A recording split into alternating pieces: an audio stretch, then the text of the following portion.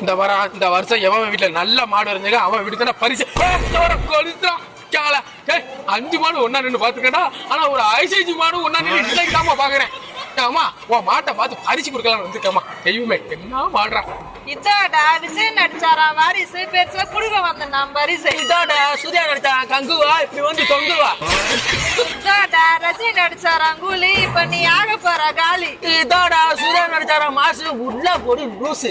இதோடா விஜய் டிவில படுறாங்களா கனாங்களா பேரு பேரு கசுமாலா.